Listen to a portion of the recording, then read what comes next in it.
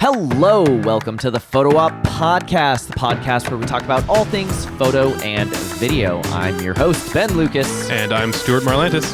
And this is Photo Op. And today we have a very special episode we are doing in the news. In the news. What's new in news? Yeah. So quite a few things. we have three parts that we are bringing you today. So what is our first news story? Our first news story is that it is World Backup Day. I mean, It was like 2 days ago when this gets posted. Yeah. Yes, the 31st. So just a couple days ago was World Backup Day. So World Backup Day is that? That's the day where you back up your data only once the entire year. You only back up your data one day a year. I think that's no. I think that's more of the like, hey everyone, I know everyone fails to. It's like I know you don't floss. Yeah, just please, for the love of God, floss one day. Type. I just went to the dentist I think that's what that too. is. So World Backup Day. It's just your reminder to back up your stuff so you don't lose it. Have you ever lost all your data? I'm going to say no, but I have lost substantial amounts of it. I lost 2 weeks of photography traveling through Italy because I did not have any backups, and a drunk person knocked over my laptop.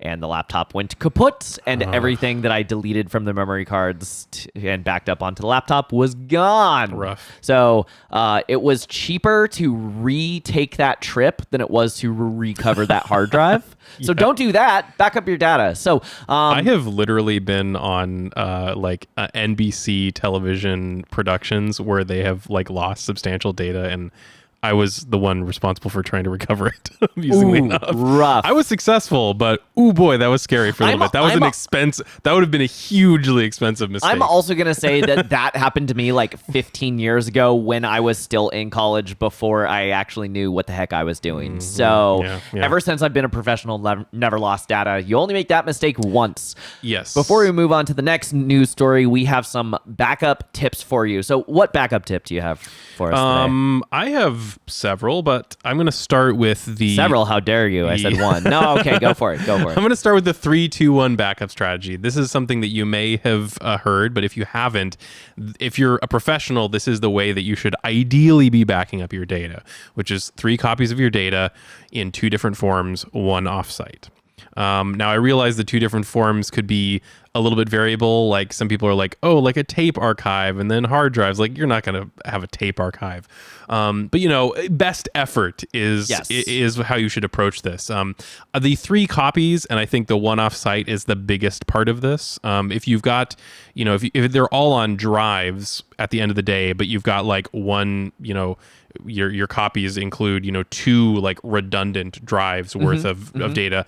It's not 2 different forms, so sort of who cares? You're still doing a tremendous amount of safety when backing up your data. So that's the 3-2-1 backup rule. More like a guideline than an actual rule. But I mean, it's something to strive for. Guide. Yeah. At the very least, have a local and an offsite copy. If anything were to happen to your data, we live in an area that has lots of lives under tremendous threat of earthquakes and mountains exploding potentially. We're overdue for that. If your on-site copy is lost for whatever reason, at least have an on-site and offsite copy so you can pull from that offsite if necessary. So the offsite copy that I used to have a bunch of drives that I would send to my parents' house when they got full, but then that became a pain. And now my parents moved and they live 6.5 hours away instead of 30 minutes. So not that's quite as convenient. Less convenient. But my offsite backup is Backblaze. We are not sponsored, but I will put in affiliate links. I think it gives you a free month or something, whatever the deal is. Something now. Like that. Yeah. But yeah, go down, click the link to Backblaze. We don't do it because they're a sponsor. We do it because personally use it. Yep. So they have saved my bacon more than once. If something goes down, they are a great alternative. However, since I've been using Backblaze, I have also added a Synology Bay many, many years ago, and I'm very happy with it. And the Synology Bay, I set it to it can have any two drives in it fail, and my data is still okay. That is how much it backs up. So if 3 drives fail at the exact same moment, I'm in a little bit of deep water. But you've got but it also has a health monitor software in it, and it will send me notifications if any of the drives look like that they are on last legs or having any issues. So my second tip is actually related to Backblaze, because I also use Backblaze. I'm kind of insane, so I have like multiple different offsite backups at the same time, but Backblaze is one of them, and it is by far my favorite. And it's easy, it's cheap, and I never have to think about it. Exactly what I was going to say. Your backup strategy needs to be set and forget, or you will not do it. If you need to remember every day or week or month or quarter to back up, you will forget, and your data will not be backed up.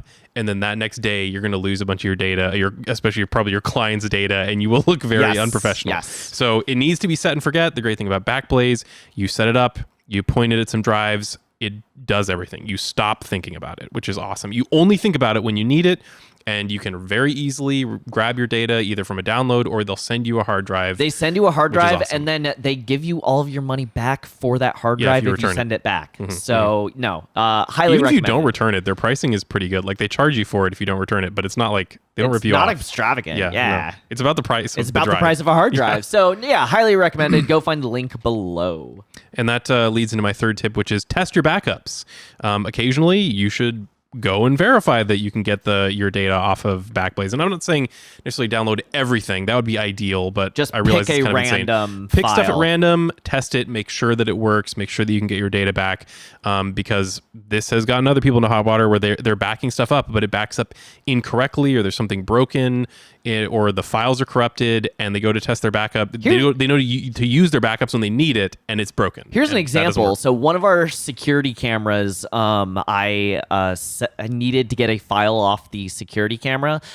So I pull out the memory card, I put the thing in my computer, I grab the file that I need, I put the card back into the camera. For whatever reason, that camera stopped running like a security camera where it delete the oldest one, and then it just filled up, and I went 9 months before I had to check it again. And when I checked it, the footage I needed wasn't there. So test your backups. Test your backups. Make sure if you are working with data professionally, which increasingly it seems like pretty much everybody is, you should have backups. Yeah. You should have backups anyway, but especially if I think we've spent enough time on that. Yes, for sure. What else do we have that is in the news? This is probably the most notable story this segment, which is DP Review is shutting down. So I feel like we need a sad violin here. We do. We really do need a sad violin. So DP Review has been around for a long time. It's probably one of the most notable photography sites on the internet. They do all sorts of stuff, but they're probably most known for the consistency of their reviews. They've got like a great basically setup that they've built to test cameras, to test sharpness, color reproduction, and they use that like same exact set for like every camera that's ever been made since DP Review started publishing, which was like 25 years ago. It's a very old site, like 1998, I think. So they've had this incredible consistency throughout their run, and that has led to some, like, that kind of archive of knowledge has led to some very cool and interesting comparisons and data that you literally can't get anywhere else because nobody has been that consistent for that long. Indeed. So sometimes we get questions on this show, what camera should I buy? And honestly, we don't know because we bought our cameras and we're not buying new ones. Yeah. Like, we're just using the gear we've used. We don't have a huge variety that we're using on a daily basis.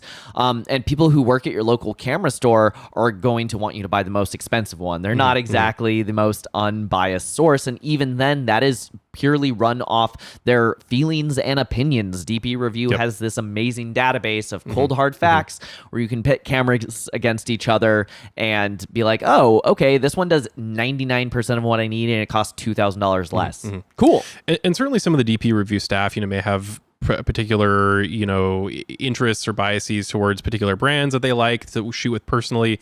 But I will say that DP Review in general has been a bastion of basically non-biased as much as they possibly can. They try to be objective with their measurements, with their reviews, with the gear that they're looking at, and it has led to this true like archive of knowledge instead of just an archive of somebody's opinion. It's truly been like as close to objective knowledge as you can for almost 25 years worth of publishing. So very impressive stuff.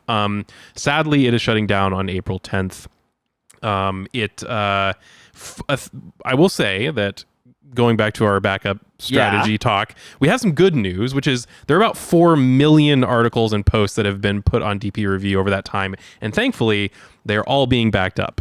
So Archive Team, which is this kind of loose conglomeration of people over the internet that like to back up things that are disappearing, they are going whole hog onto this and downloading everything they possibly can. And their intention is to have everything downloaded by April 10th, the date of the shutdown, and then they will upload that to the Internet Archive, which will then allow you to browse the stuff in perpetuity. So that's really cool. It's sort of a bummer that Amazon is not just like leaving this up. As an employee of Amazon, I have to be careful with how I talk about Amazon, but I think just from a photographer's kind of perspective, I think it's a bummer. It is a bummer. This whole thing was caught up in the recent, you may have seen many tech companies doing layoffs right now, and this is part of that layoff cycle. Trend. So that's what's currently going on, and it got caught up. Sad. If you enjoy their YouTube channel, though, so sort of I started like paying closer attention to DP Review when 2 particular employees joined, which are Jordan Drake and Chris Nichols. They are Canadian camera YouTubers, I guess I should say. They came from the Camera Store YouTube channel, and they were brought over to DP Review and did their great stuff for DP Review. And thankfully, they're not disappearing. They will be joining the Petapixel staff to do their YouTube channel. So now I would say, tentatively, I would recommend subscribing to the Petapixel YouTube channel because those 2 guys are awesome. They make some great content. So excellent. So the people behind it are not going anywhere. They still exist. At least a couple of them. They still exist. Good luck to everybody else. Yeah. But yeah, that. So it's a bummer. It's a bummer. That is. But yeah, look for it on archive.org. That's where it'll live. All right. And our final news segment, the Canon R5 had a massive update that I will put in quotes, massive update. Some people are like, wow, this is amazing. But is it though? So let's talk about this. The Canon R5 has introduced IBIS high resolution. Those are just buzz phrase words. What the hell does that mean?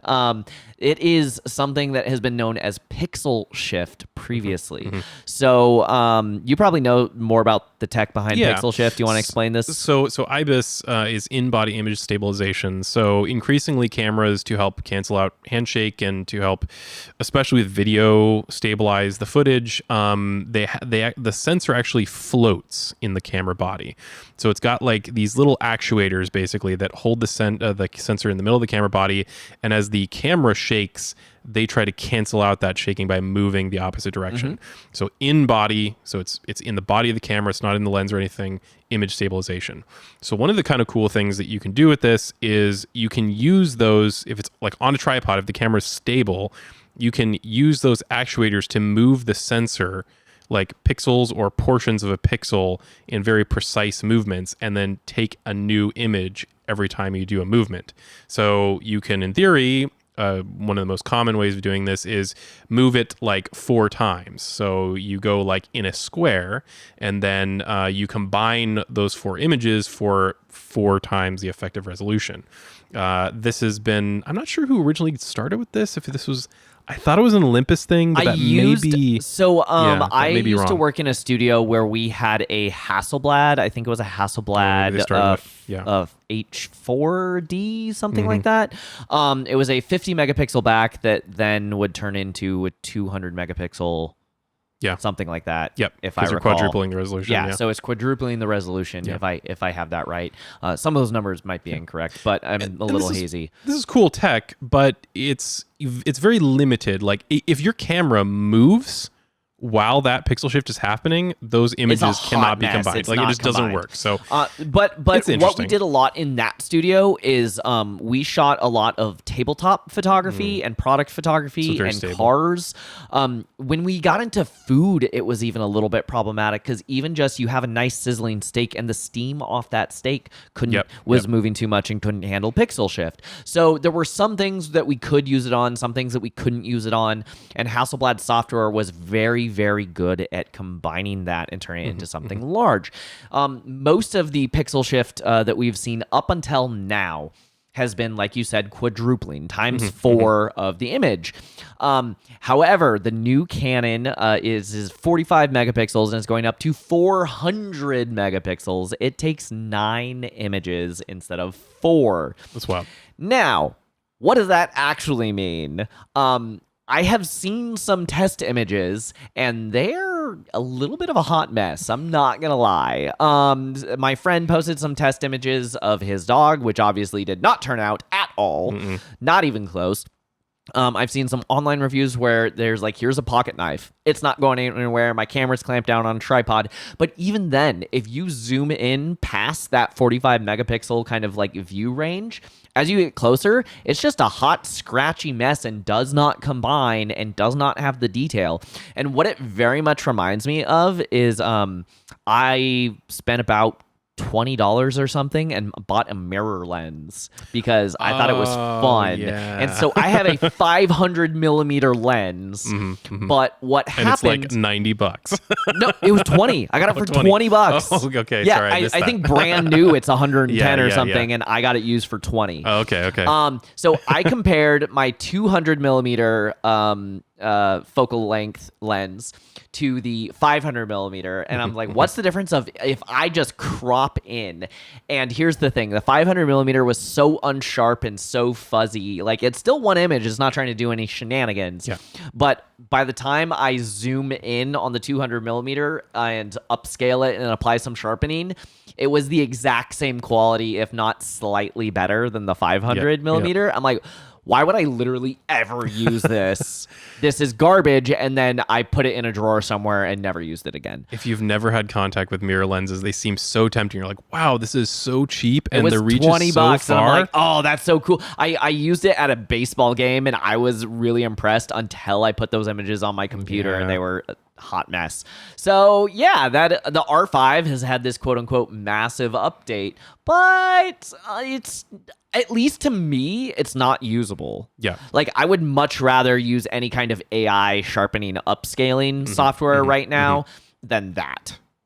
Yeah, it's the stitching artifacts are like pretty dramatic. Like, I'm sort of surprised that this made it into production, that they pushed this out, because it's so obvious. Like, you zoom in, you can see it so easily. I'm okay, like, I don't know about that, for reference, for any of you that are watching this on the YouTube channel, behind Stuart's head every single week, is a picture of Iceland that I took, and this is roughly, oh god, I cannot remember how many images it is. It is something like many.